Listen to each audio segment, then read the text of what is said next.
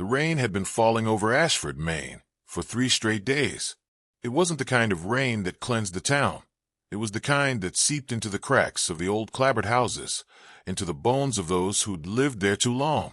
Fog drifted down from the hills each night, swallowing the narrow streets and muffling the sound of distant train horns. To outsiders, Ashford looked like a postcard of small-town America. But anyone who'd grown up here knew better. They called it the Black Hollow. A dense stretch of forest on the northern edge of town where the trees grew too close together, their roots twisting like veins under the damp soil. Some said the woods whispered at night. Others swore they saw shadows move between the pines long after midnight. And everyone agreed on one thing. No one who went too deep ever came back the same. Clara Whitfield had never believed in curses. At least, she hadn't until that night. She drove into Ashford just after dusk, her headlights slicing through the rain. Her father's old Chevy shuddered as it climbed the last hill before town, the windshield wipers groaning against the downpour. It had been 10 years since she left, 10 years since the accident, since the night her brother vanished in those woods. Now she was back, not by choice, but because the letter said her father's health was failing. The house on Birch Lane looked the same, paint peeling, porch light flickering, the smell of wet cedar in the air. She stood on the porch, rain dripping from her hair, staring at the door like it might open itself. The wind carried a faint howl from the woods beyond the backyard, long and low, not quite human. Her father's voice rasped from inside. "You shouldn't have come, Clara." He looked smaller than she remembered, his skin pale, eyes haunted. "It's starting again," he said quietly. "The howls, the signs. They say he's back." "Who?" she asked, though she already knew the answer. He looked toward the window, where the rain blurred the dark line of trees. "The one they call the Lycan King." She wanted to laugh, but something in his voice stopped her. Later that night, she couldn't sleep. The house creaked in the wind. Every so often, she thought she heard footsteps on the porch, but when she looked, the yard was empty. Then, sometime past midnight, she saw it, 2 eyes gleaming from the tree line, low and golden, unblinking. Her breath caught. She blinked once, and they were gone. The next morning, Ashford looked softer in daylight. The fog lifted slowly, revealing quiet streets and empty storefronts. The diner still stood on Main Street, its neon sign half burned out. Martha's Place, home of the PI. Inside, it smelled of coffee and rain-soaked wood. "Clara Whitfield?" the waitress asked, her accent pure Maine coast, eyes narrowing like she was seeing a ghost. "Didn't think I'd ever see you again." Clara smiled faintly. "Guess I couldn't stay away forever." "Careful where you walk," the waitress said, pouring her coffee. "The wood's been restless. Hunters found a deer this morning, torn apart like something big got to it." "Bears." The woman leaned in. "No bear does that." When Clara left the diner, the air had turned colder. She took the long road toward the edge of town, to where the forest began. Her father's warnings echoed in her mind, but curiosity, or something deeper, pulled her forward. The trees loomed like dark pillars, their bark slick with rain. She followed the old path her brother used to take, the one that led to the stone bridge where they used to play as kids. Moss had swallowed most of it now. Halfway across, she heard a branch snap. "Who's there?" No answer, just the steady drip of water from the trees. Then a voice, low, rough, almost human. "You shouldn't be here." She turned, heart pounding. A man stepped from the shadows. He was tall, broad-shouldered, dressed in black. Not the kind of black from stores, but the kind born of night itself. His eyes were the same gold she'd seen in the dark. Clara froze. What are you doing out here?" He tilted his head, studying her like she was the strange one. "This is my home." Something about the way he said it, calm, absolute, made the forest feel smaller, like it belonged to him. His hair was dark and damp from the rain, falling just above his sharp cheekbones. There was something ancient in his stillness, something not entirely human. "I know you," he said suddenly. "You're the girl who lost her brother." Her stomach dropped. "How do you?" Before she could finish, a howl tore through the woods, closer this time, furious and wild. The man's expression changed, his jaw tightening. "They're hunting tonight," he said quietly. "You need to leave." But she didn't move. "Who's hunting?" He stepped closer, his eyes catching the light like burning amber. "Not who." "What?" The sound came again, the rustle of movement, heavy, fast, circling. Clara's pulse raced. The man glanced toward the shadows, his muscles tensing.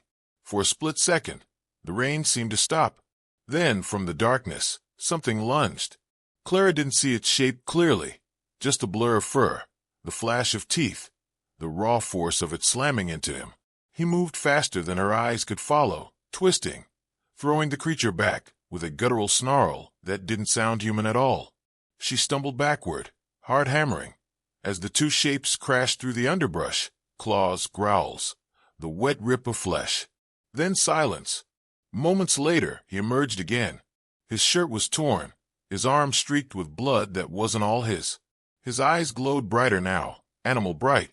"You shouldn't have seen that," he said, voice rougher, deeper. Clara's voice shook. "What are you?" For a long time, he said nothing. Then, softly, "The curse they talk about, it's not a myth. But I'm not the monster they think I am." Thunder rolled across the hills. The smell of rain thickened, sharp and metallic, like blood.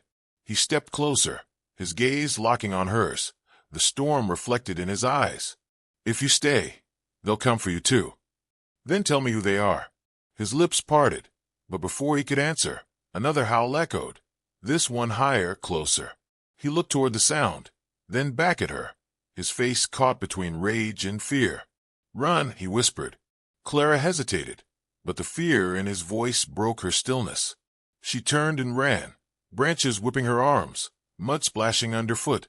She didn't stop until the trees gave way to open fields, and the town lights flickered through the mist. When she finally looked back, he was gone. Only the forest remained, silent and watching. That night, Clara lay awake listening to the rain.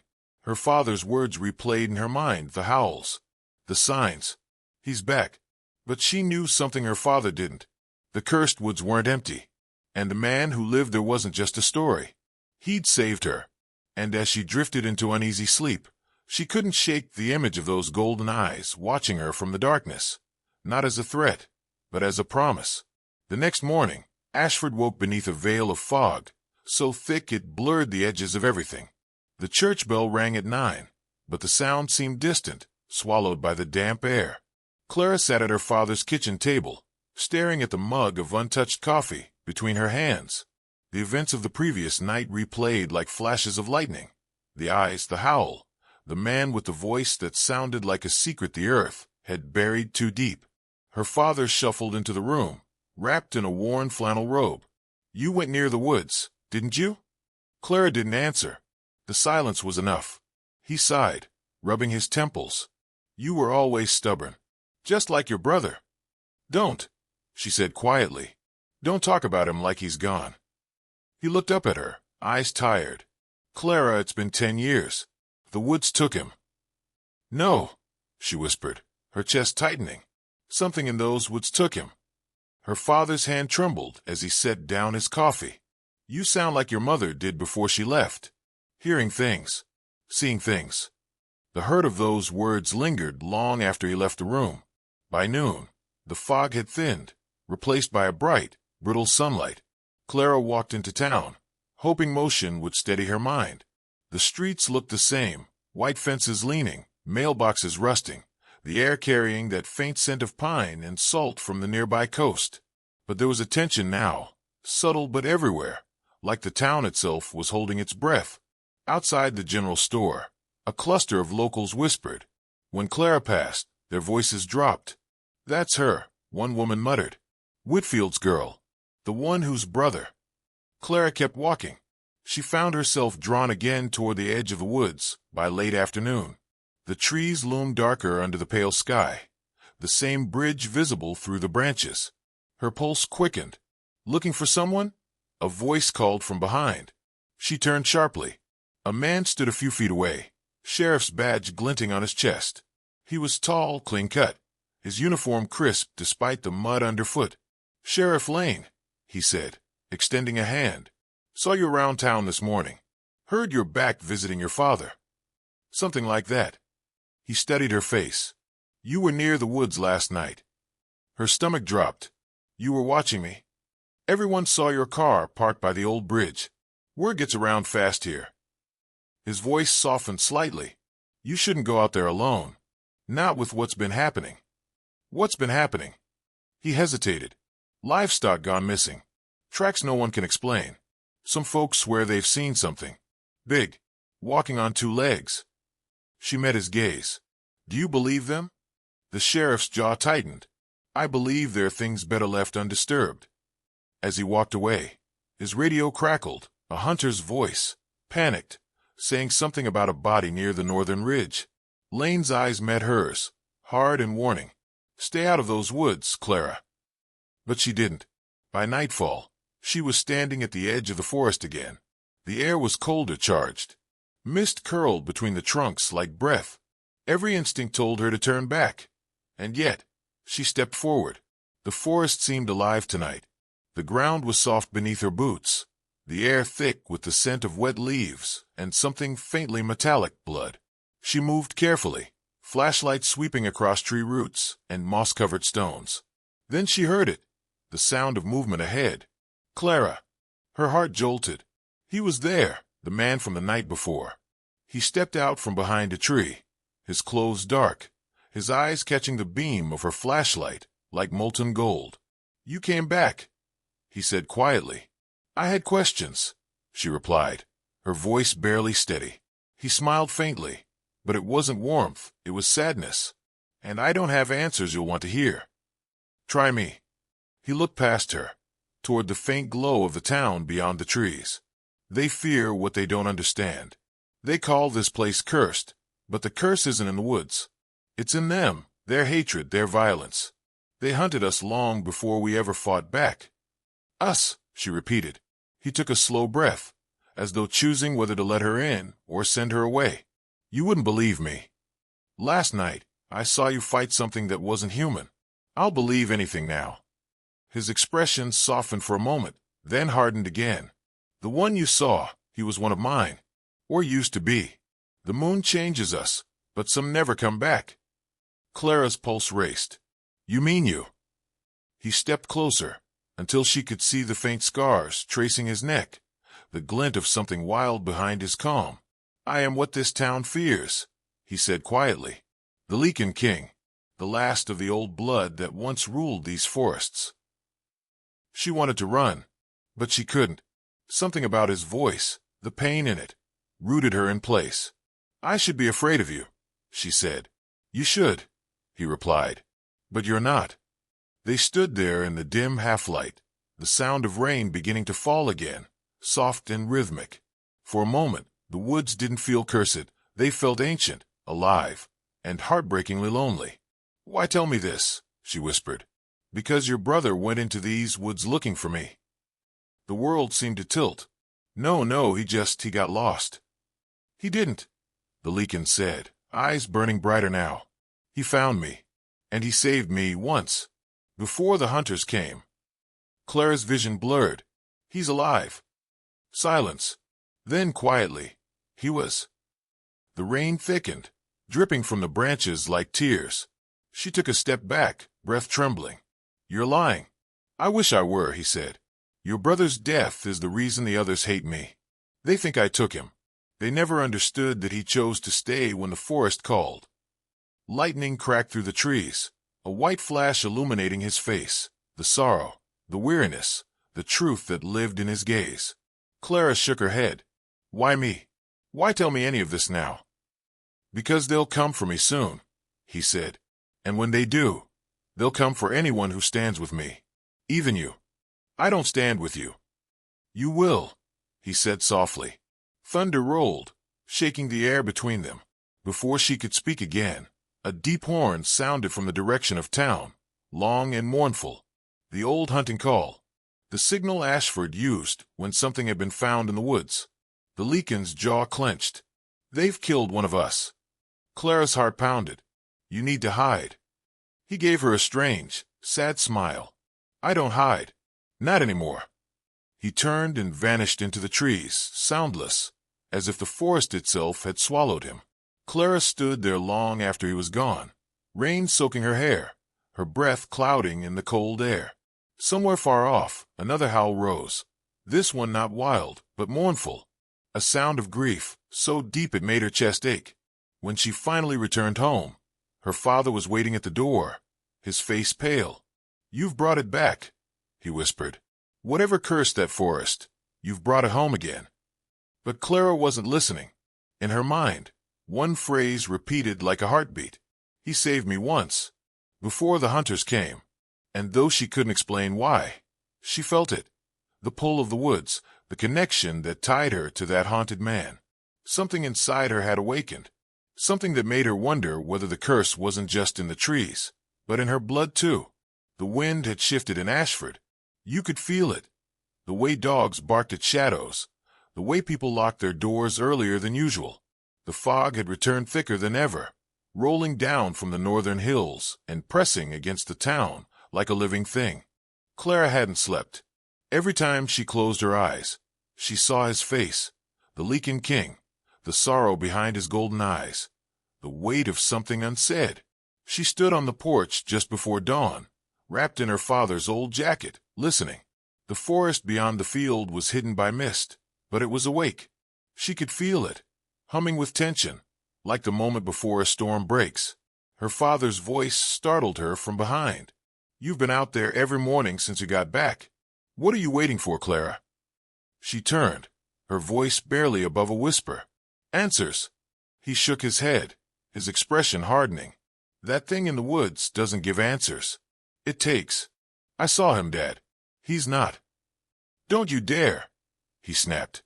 "You don't know what he's done, what he cost this town, what he cost us." She wanted to argue, but his eyes stopped her, eyes full of old fear, the kind that never leaves. Later, when he'd gone to lie down, she slipped into the attic. The floorboards creaked under her feet as she opened the old cedar chest that had belonged to her brother and Noah. Inside were his things, a compass, a broken slingshot, a faded photograph of the two of them at the lake, and a leather journal she didn't remember. The pages smelled of pine and smoke. The first few were filled with drawings, trees, animal tracks, maps of the woods. Then, about halfway through, the handwriting changed. "Messier. Desperate. There's a man who lives beyond the river. He doesn't age. He doesn't eat. But the animals follow him like he's part of them. He told me the forest has a pulse.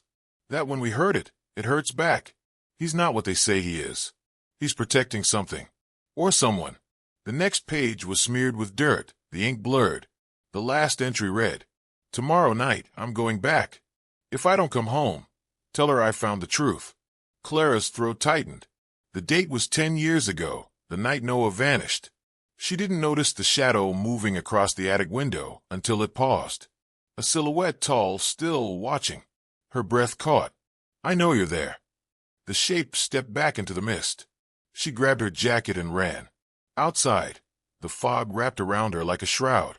The forest loomed ahead, dark and waiting. "Clara." The voice came from the tree-line, soft but unmistakable. He emerged slowly, half-shrouded by mist. His clothes were torn again, blood dried along his forearm. The look in his eyes was different this time, less guarded, more human. "You shouldn't be here," he said. "You keep saying that, but you keep finding me." He gave a faint, humorless smile. "Maybe the forest wants us to." She took a breath. "My brother. You said he found you. You said he saved you. What did you mean?" The Lycan hesitated, his gaze drifting toward the trees. "Your brother wasn't like the others. He didn't come hunting. He came searching." "For what?" "For the truth." He knelt, drawing lines in the damp soil, a circle, then 3 marks inside it. This place was sacred once. The old tribes called it the heart of the forest. They believed certain souls were born bound to it, protectors who could shift between man and beast. "Werewolves," she said quietly. His eyes lifted to hers. "That's the name they gave us.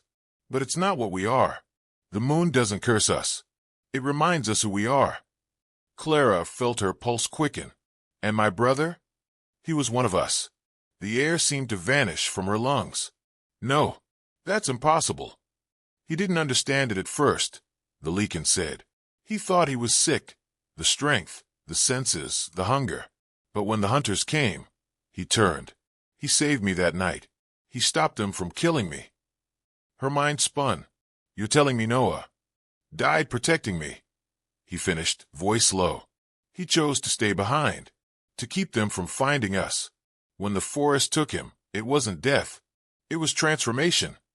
She shook her head, tears burning her eyes. You're lying.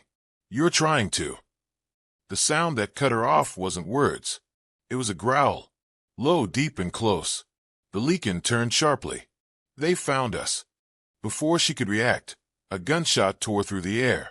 Bark splintered near her head. Another shot followed, then another. Run, he shouted. But she didn't move. She saw them through the trees, shapes in camouflage, rifles raised, flashlights cutting through the fog.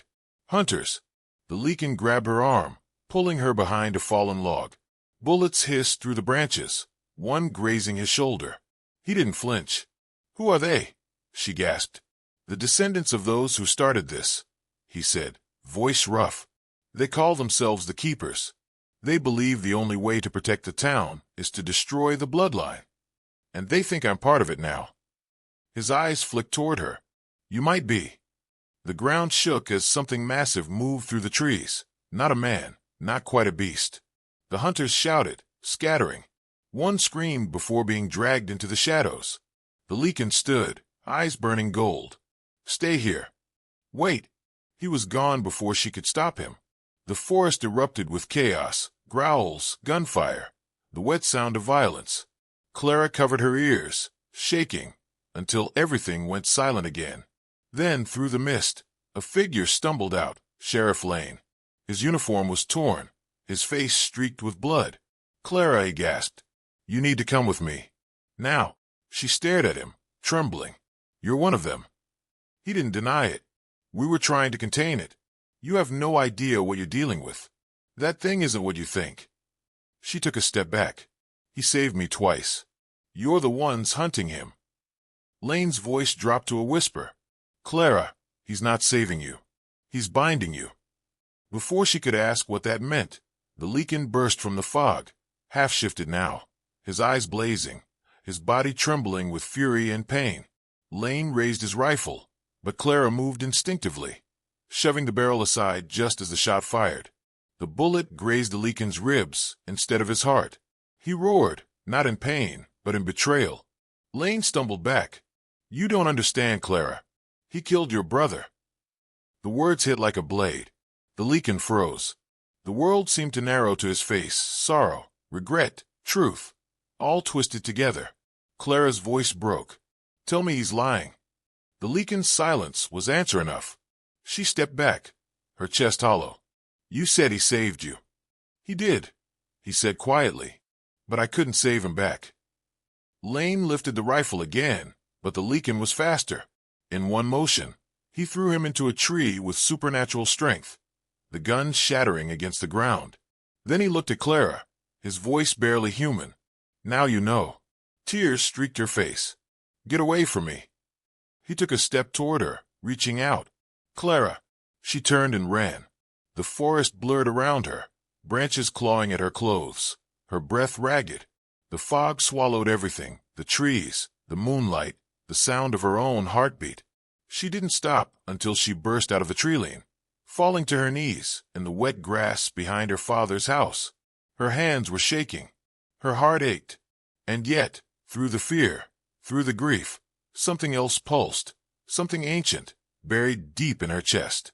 When she looked down, her palms were streaked with blood, but not just his blood, hers. And beneath the skin of her wrist, faint and flickering, something moved, like a shadow shifting beneath the surface. The curse, it seemed, had chosen her next. The storm broke over Ashford just after midnight. Rain lashed the windows of the Whitfield house, thunder shaking the walls, like the sky itself was coming apart. Clara sat on the edge of her bed, her hands trembling, eyes fixed on the faint dark veins running beneath her skin. They moved when she breathed, subtle, like a ripple in still water. Downstairs, her father's voice carried through the storm. He was on the phone, his words sharp, panicked. "She's changing. Just like Noah did. You promised me it wouldn't happen again." Clara froze. The floorboard creaked beneath her foot, and he turned toward the stairs. "Clara, is that you?" She didn't answer. She slipped silently through the back door into the rain, her heart pounding. The forest called to her now. She could feel it pulling in her blood, and the ache behind her ribs. The fog was thicker tonight, glowing faintly with the light of the half-moon. She didn't need a flashlight this time. Her vision was sharper, her senses alive. Every scent, pine, soil, rain, hit her with impossible clarity. Somewhere deep inside the woods, she heard him. The Lycan. His voice wasn't words, it was a pulse, a rhythm that thrummed in her bones. She followed it until the trees opened into a clearing lit by silver light. He was there, kneeling by a stream, shirtless, blood streaking his skin. The rain turned to steam where it touched his body, as though his heat could burn the storm itself away. "You shouldn't have come," he said without looking up. She stepped closer, soaked to the skin, trembling. "You lied to me." His jaw tightened. "I told you what mattered." "You killed him." Her voice cracked. "You killed my brother." The silence that followed was worse than any confession. "I tried to save him," he said finally. "But the others, they didn't listen. The hunger took one of them, and Noah tried to stop it. I couldn't stop them." He looked up at her, eyes burning in the dim light. "I buried him myself, under the black oak near the river, and I swore it would never happen again." Her tears mixed with the rain. "You don't get to swear anything. You destroyed everything." He rose slowly, his voice low, steady. "If you came here for vengeance, then do it. I won't stop you." The wind roared through the trees. Lightning flashed, illuminating his face, the sorrow carved deep, the exhaustion of centuries. Clara's breath trembled. "I came here for the truth. And now you have it." She took a step back, her hands still shaking. "Whatever you did to him, it's happening to me." His gaze shifted, sudden fear flashing behind his eyes. "What do you mean?" She held out her wrist. The veins beneath her skin were glowing faintly, like threads of light weaving through her flesh. "It started tonight." He stared, disbelief fading into something else, recognition. No, that's not possible. The bloodline was supposed to end with him." Thunder rolled again, closer now. Clara's knees weakened. "What's happening to me?" "You're becoming one of us," he said, voice breaking. "The forest marked you the night you saw me. It knew your blood. It remembered your brother." Her mind spun. "Make it stop." "I can't." "Then kill me," she shouted. The sound of her voice hung in the air, raw and trembling. He took a step toward her, rain dripping from his hair. "I can't do that either." "Why?" "Because you're the only one who can stop what's coming." Before she could speak, a horn echoed through the woods, the same mournful sound as before, but closer, angrier. The hunters were coming. He turned toward the sound. "They know what you are now.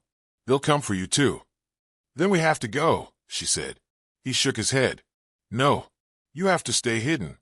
If they see you like this, they'll kill you before the moon rises." But her pulse was pounding too loud to hear reason. "I'm not hiding while you die for me." The forest seemed to react to her defiance. The rain slowed. The air thickened. The very ground trembled. Somewhere deep within, something primal stirred. He saw it too. The shift in her eyes, the way the light inside her veins pulsed brighter. "Clara," he whispered, "don't fight it. Not here. Not yet." But it was already too late. Her breath came fast, her body burning from within.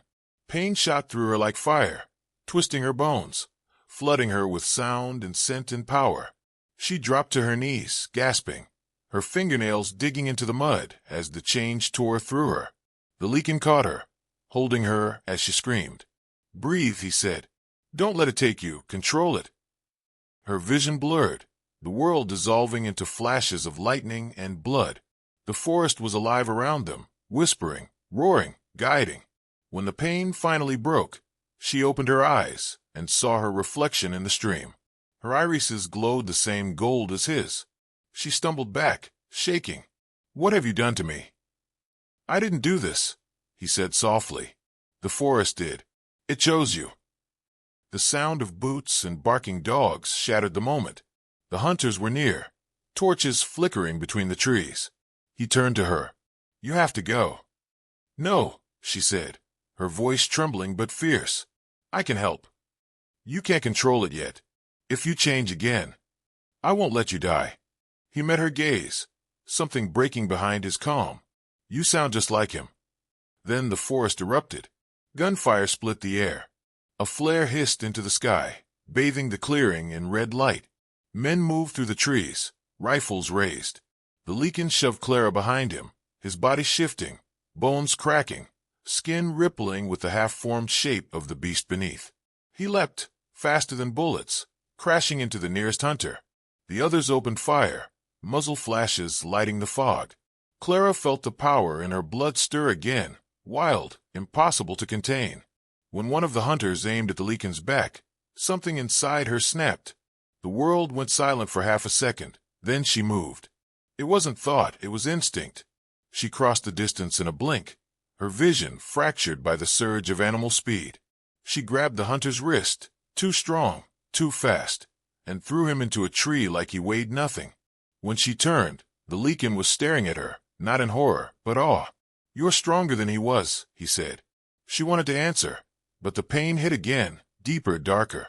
The light beneath her skin flared, then dimmed. Her knees buckled. He caught her before she fell.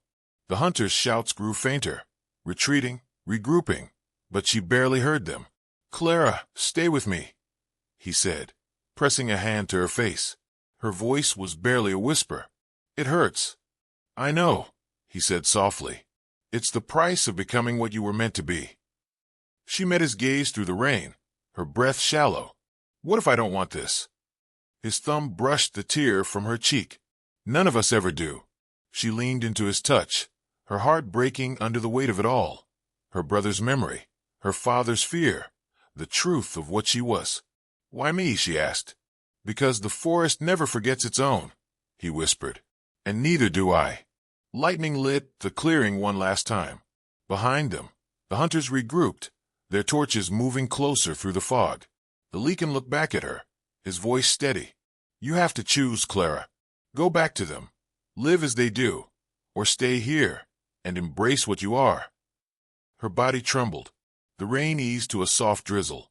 Somewhere in the distance, the church bell tolled once, a hollow, lonely sound. She looked toward the town, its faint glow through the trees. Then back at him, at the forest that now pulsed with her heartbeat. "I can't go back," she said.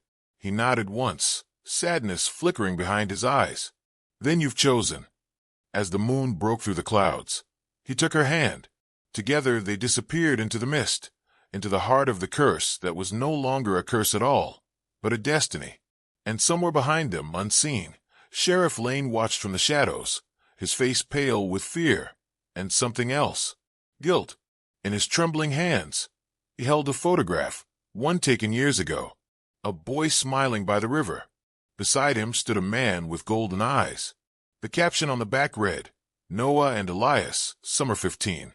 The Lycan king had a name, and he'd been part of the Whitfield family all along." Dawn came slow over Ashford, gray, heavy, the kind of morning that felt like the world was holding its breath. The rain had stopped, but the air still shimmered with fog, curling low over the trees. From the hills, smoke rose in thin black threads, where the hunters' torches had burned out during the night. The town was silent. The woods were not. Deep in the forest, Clara woke to the sound of water and wind. She was lying in a hollow beneath an ancient oak, wrapped in a blanket of ferns. The Lycan Elias sat nearby, his eyes half closed, watching the pale light spread through the canopy. For a moment, she thought she was dreaming. Her skin no longer burned, her pulse was steady, but she could feel something new inside her, an echo, a rhythm that wasn't entirely her own. "You're awake," Elias said softly. Her voice came out hoarse. "How long was I out?" "Since before sunrise." She pushed herself up, her muscles aching. "They'll come after us again." "They'll try," he said. "But they won't find us here." The forest protects its own. Clara looked down at her hands.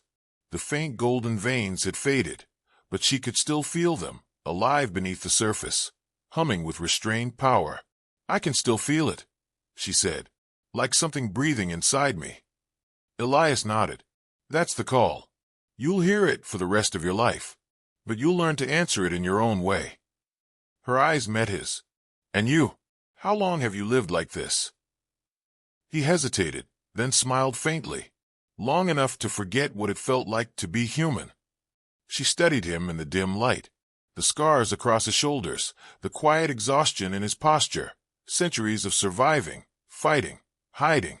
You don't seem like a monster, she said. I was once, he admitted. Before your brother. The mention of Noah's name brought a sting to her chest. He trusted you, she whispered. He saved me from myself, Elias said. The night he died, I thought the curse had won.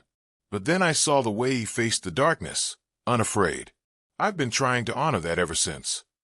He looked away then, eyes on the distant hills. He wasn't meant to die that night. The hunters came too soon. I couldn't stop them all. Clara's breath trembled. I forgive you, she said. The words came before she could think. They startled them both. Elias turned to her, something breaking in his expression, disbelief, then relief, then something deeper. You shouldn't. I need to, she said quietly, because if I don't, I'll hate myself for becoming what he died for. A long silence hung between them, broken only by the rush of the river. From somewhere far off, a horn sounded again, shorter this time. A call to gather. They're regrouping, Elias murmured. They won't stop. No, he said, but neither will we. He stood, offering her his hand. She took it, feeling the warmth of his skin, the strange calm it carried. They moved through the forest together, silent as the mist. The deeper they went, the stranger the air felt, thick, electric, ancient. The trees grew taller, their roots weaving like veins through the earth. Birds scattered from the branches as they passed, and beneath their feet, the ground began to pulse with faint light. Clara stopped. What is this place? Elias looked around, reverent. The heart of it all. The old ones called it the hollow vein, where the forest breathes. It's where your brother's spirit lies. Her throat tightened. Here. He nodded. Then, gently. If you listen, you'll hear him. She closed her eyes. The air was heavy, full of rain and earth. And then, faintly, impossibly, she heard it. A voice like wind through leaves, distant but familiar. Clara. Her knees buckled, tears spilling down her face. Noah. Elias stepped closer, his voice low. He's part of this place now. Part of us. She reached out, fingers brushing the bark of a massive oak. Beneath her touch, the trunk was warm, pulsing faintly, like a heartbeat. I can't lose him again, she whispered. You haven't, Elias said. He's what brought you here. What brought me back? The forest stirred then, a ripple of wind, the rustle of branches. Elias stiffened, head snapping toward the east. They're close. A crack of gunfire echoed through the valley. Clara's instincts flared. The golden light flickered beneath her skin again, brighter this time, alive with purpose. Then let them come, she said, voice trembling but resolute. Elias gave her a long look, not of fear, but of recognition. If you fight now, there's no going back. You'll never be human again. She met his gaze. I'm already not. The first hunter appeared through the mist, rifle raised, boots sinking into the soft earth. Behind him came three more, faces streaked with mud, eyes wide with fear. Don't move, one shouted. Elias stepped forward, hands open. It doesn't have to end like this. But they fired anyway. The world exploded into sound and movement. Elias moved like lightning, the bullets missing him by inches. Clara felt the rush of power surge through her senses sharpening, time slowing.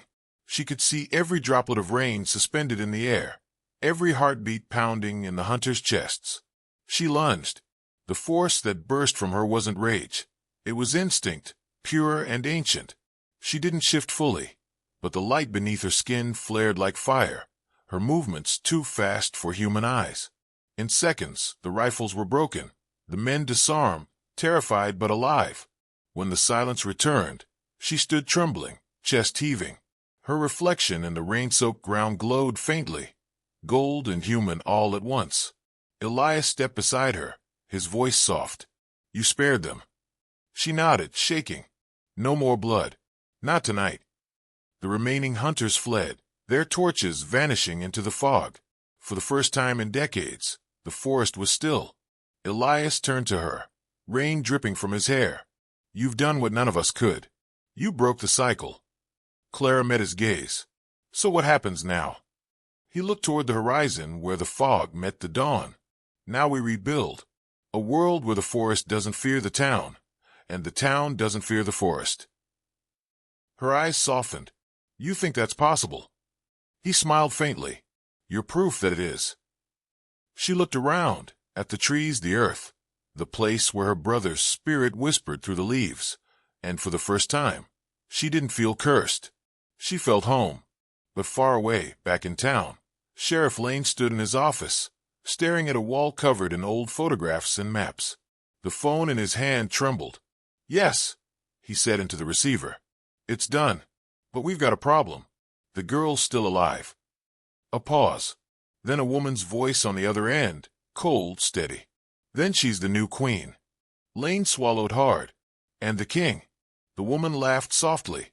"No one kills what can't die." Outside, thunder rumbled again over the distant hills.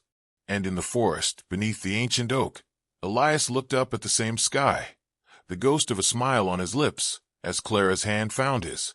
The forest breathed once more, but deep beneath the soil, where roots tangled and earth remembered, something stirred, the faint outline of another pair of eyes opening in the dark. Golden, familiar, waiting.